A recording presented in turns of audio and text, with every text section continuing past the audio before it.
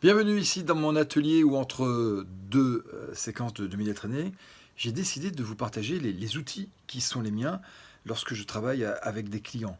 Et parmi mes outils, il y a de nombreux acronymes. Vous savez, ces mots qui, lorsque on regarde chacune des lettres qui les composent, eh bien, nous nous rendons compte que ces lettres portent elles-mêmes des significations. Je vais être simple. Si je prends par exemple le mot oral, puisque en prise de parole en public, nous sommes dans une discipline qui est celle de l'oral. Pareil lorsque nous avons à répondre à une interview radio ou TV.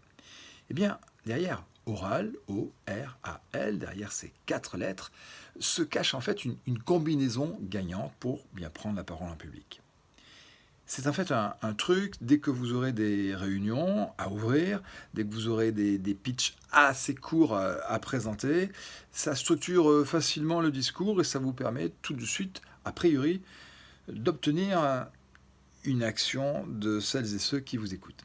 Alors, prenons le premier mot, ou la première lettre dans oral.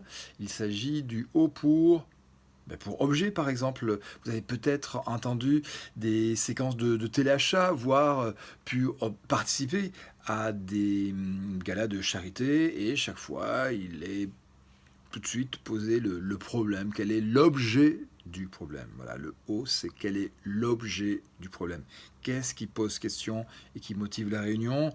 Qu'est-ce qui me donne l'opportunité de prendre la parole? Quel est l'objet? À partir du moment où vous avez posé une problématique, tout le monde va attendre une réponse. C'est le R dans oral. Cette réponse doit être extrêmement attrayante, attirer l'attention et donner envie d'en savoir plus. Vous transformez tout de suite l'essai par le A des avantages. Il doit y avoir plusieurs avantages à choisir la réponse que vous venez d'apporter au problème présenté au début. Je prends un exemple. Mesdames, messieurs, bientôt les vacances, comment perdre des kilos superflus? La réponse, la crème Landa. Les avantages, cette crème est 100% bio. Vous pouvez par exemple vous en enduire la nuit en entourant votre corps d'un film plastique. Le lendemain, vous recueillez de la sueur qui devient un formidable, par exemple, moyen de tuer les mauvaises herbes, un désherbant, qui sont sur votre jardinière. C'est également une pommade qui est fabriquée par des artisans. Nous l'avons dit, elle est bio, ça leur permet de financer un nouveau centre d'apprentissage, etc., etc. Bref, il y a plusieurs avantages. Il ne reste plus qu'une chose, c'est tout de suite de pousser à l'action. Et là, bon, les auteurs de l'acronyme oral, ils ont légèrement joué sur les mots pour que vous puissiez le mémoriser, que ça fasse oral. Et c'est le L apostrophe de pousser à l'action.